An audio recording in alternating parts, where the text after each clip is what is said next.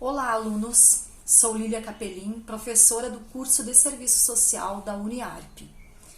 Estou aqui hoje gravando o primeiro de uma série de vídeos que eu vou estar repassando para vocês, tanto via grupo de WhatsApp quanto no meu canal no YouTube, para nos aproximarmos um pouquinho mais nesses tempos de quarentena em virtude do coronavírus, aproximarmos um pouquinho as questões teóricas que estão lá nas apostilas e nos vídeos de vocês no sistema EAD, com a explicação e as vivências do professor.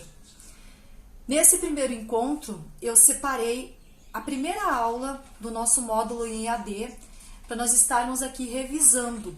Isso é importante por quê? Porque aqueles alunos que tiveram dificuldade de entender nas primeiras aulas tudo que já foi explicado, e aqueles alunos que começaram depois ou que perderam as primeiras aulas presenciais vão poder então ter todo o conteúdo referente a essas aulas que não foram vistas ou que precisam ser revisadas. Então nós vamos começar com a disciplina de Introdução ao Serviço Social e eu separei hoje aqui o conteúdo de modos de produção para a gente estar conversando nesse primeiro momento, tá bom? Esse conteúdo é super importante porque ele vai fazer um resgate histórico dos modos de produção da humanidade e que é dentro desses contextos que nós vamos ir compreendendo como que a sociedade do século XXI se comporta, por que ela se comporta dessa forma e por que nós vivemos da forma que vivemos. Então tudo tem suas raízes históricas, é uma construção social. Toda a sociedade como ela está posta hoje é resultado de uma construção social. E a profissão de serviço social, ela vai surgir dentro desses contextos que eu vou explicar para vocês, e nós também vamos entender então em que momento que essa profissão surge, por que ela surge, e todos os desdobramentos dessa profissão, desde o seu surgimento até o século XXI. E é uma profissão que ela vai surgir nesses contextos dos modos de produção. Então vamos lá ao conteúdo. Então eu separei aqui os 4 modos de produção do mundo ocidental. Quando o professor fala em mundo ocidental, estou me referindo a todos os países que herdaram o pensamento filosófico e científico do Império Grego e do Império Romano. Como vocês já devem ter estudado, nós tivemos principalmente no Império Grego, entre os gregos, vários filósofos, principalmente no período da Antiguidade, no período anterior a Cristo, que escreveram, refletiram e escreveram seus pensamentos e suas constatações acerca do mundo.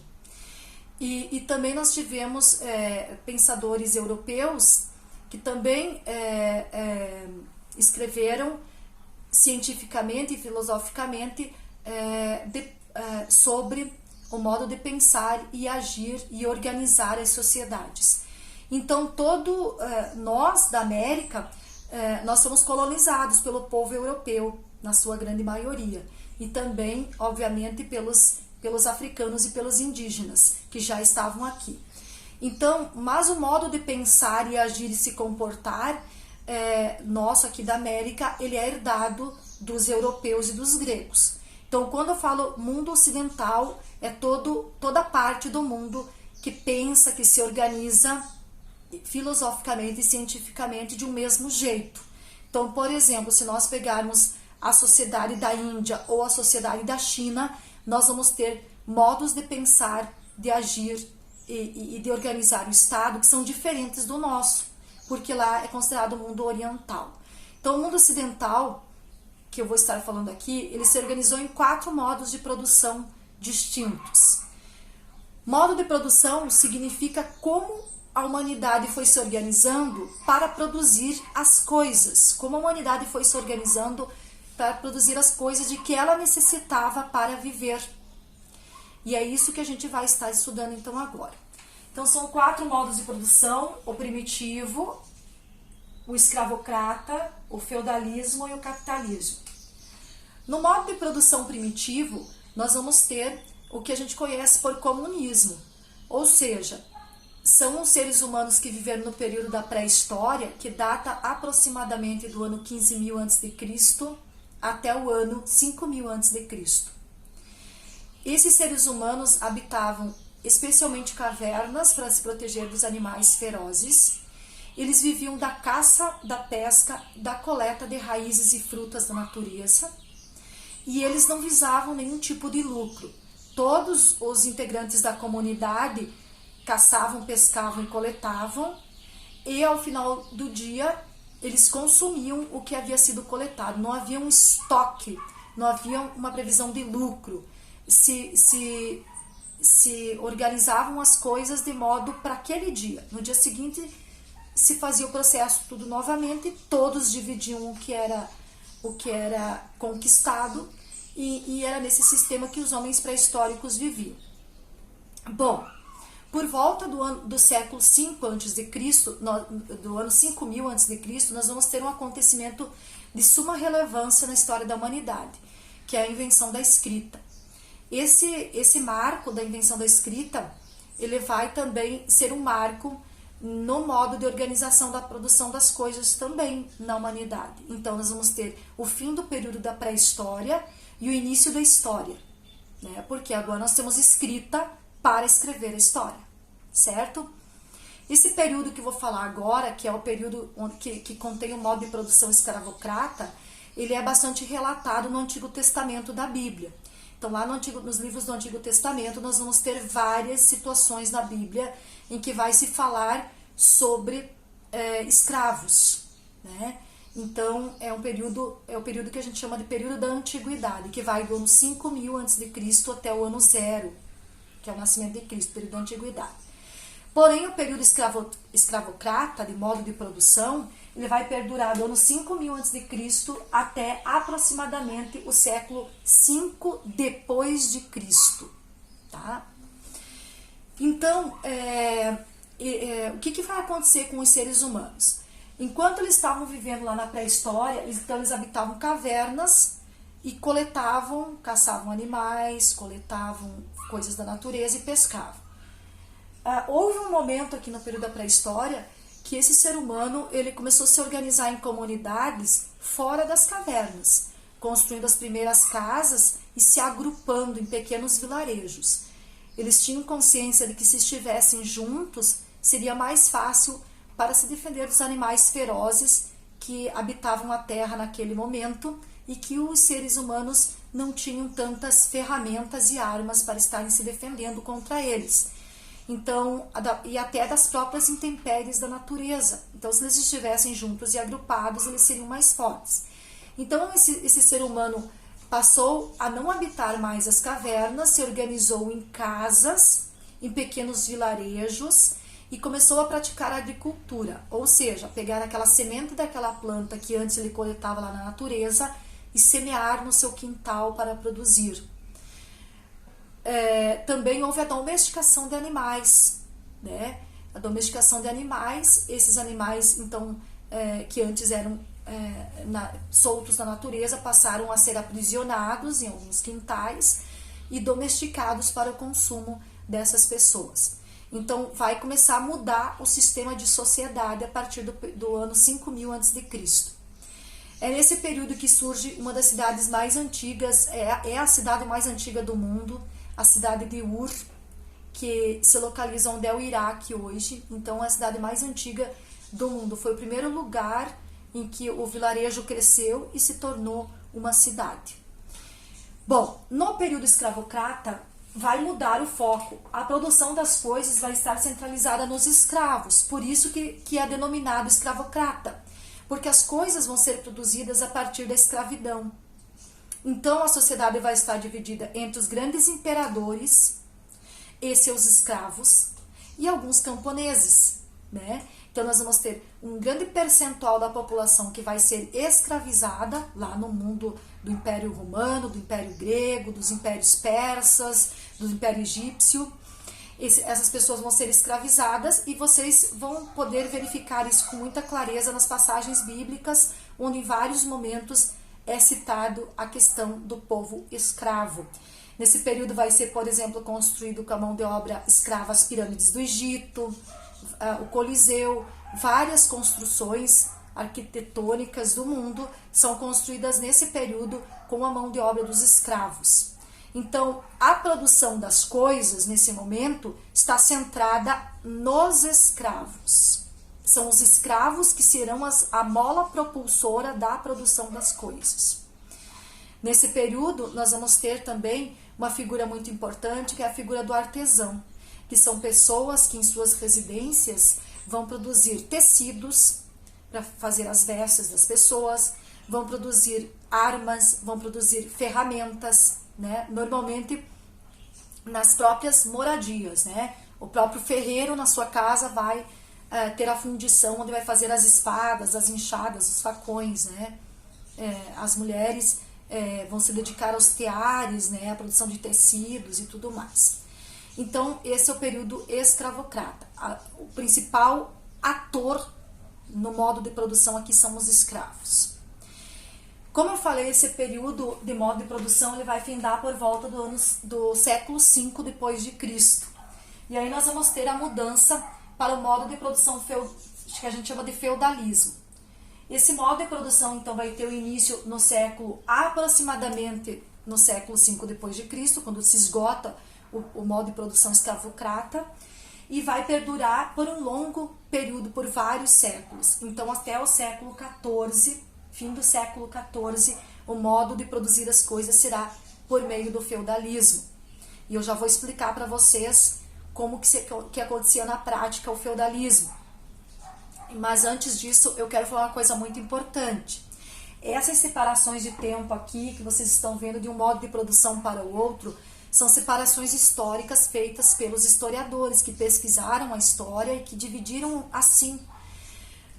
Mas o que eu quero dizer para vocês é que essa transição de um modo de produção para outro, ela foi gradativa, não foi assim como, por exemplo, amanhecer um dia ensolarado hoje e nós vamos mudar o modo de produção de escravocrata para feudalista. Não, foi tudo um processo lento de construção social, de modificação social que foi acontecendo.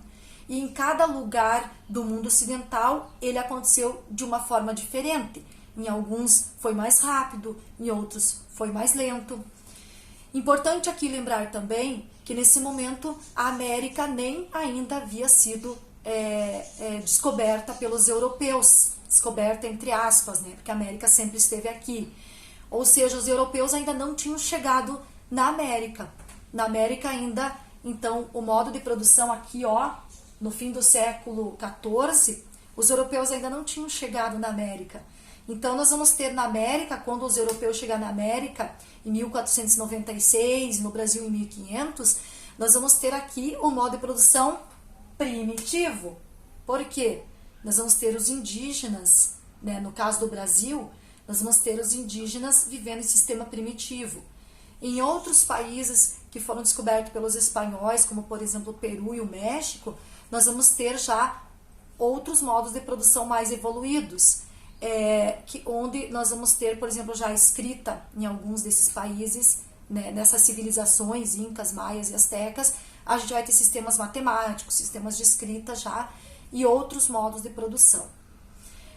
Então, a América ainda não havia sido descoberta pelos europeus. Então, até o momento, estou falando de modos de produção existentes na Europa e norte da África e um pedacinho do Oriente Médio, tá bom? Então, no feudalismo, como que ele se desenrolou o feudalismo? Então, chegou um momento que o período escravocrata se findou, né? Os escravos deixaram de ser escravos e eles foram ser o quê? Foram ser, na sua grande maioria, camponeses, pessoas que trabalhavam na terra para, na terra, cultivar, fazer a pecuária e a agricultura, a fim de ter sua subsistência garantida. Mas não foi bem simples assim, né? As terras tinham donos. E especialmente na Inglaterra, que vai surgir com maior força o feudalismo, e depois esse modo vai se espalhar por toda a Europa. Ele vai consistir no seguinte: então, como nós já vimos lá no período escravocrata ainda, tem o sistema de reis, imperadores, né? Sistema monárquico. E esse sistema permanece na Europa e tem países até hoje que vivem no sistema de monarquia, que é o caso da Inglaterra. Bom, o que acontece? Dentro desse sistema feudalista, nós vamos ter a figura do feudo. O que é o feudo? Um grande contingente de terra, né, para praticar agricultura e pecuária. Esse feudo, essa grande quantidade de terra era dada pela nobreza para outros nobres, que eram os senhores feudais. Nobres como condes, duques, recebiam uma grande gleba de terra, que era o feudo. Essas pessoas então eram chamadas de senhores feudais, mas eles faziam parte da nobreza. E o que acontecia? Dentro desse feudo, então, essas pessoas que antes eram escravas foram alocadas dentro dos feudos e foram chamadas de servos ou vassalos. Em alguns livros de história a gente vai encontrar a palavra vassalo ou servos. Esses servos, então, tinham a função de produzir nessa terra. O senhor feudal dividia o feudo, uma parte para cada servo, e os servos, então, produziam nessa terra, ficavam com uma parte da produção para seu sustento e a maior parte, então, entregavam ao senhor feudal, que também ia ficar com uma parte dessa produção, e outra parte, então, ele estaria entregando para o clero, em oferenda, à Igreja Católica. O clero aqui é a Igreja Católica, única igreja cristã que vai existir no mundo até o ano de 1496. Né? Então, a Igreja Católica vai perdurar em todo o período do feudalismo, é o ator social que tem maior poder dentro desse período histórico. Dentro do feudalismo, é o ator social que tem mais poder, é o clero, a Igreja Católica.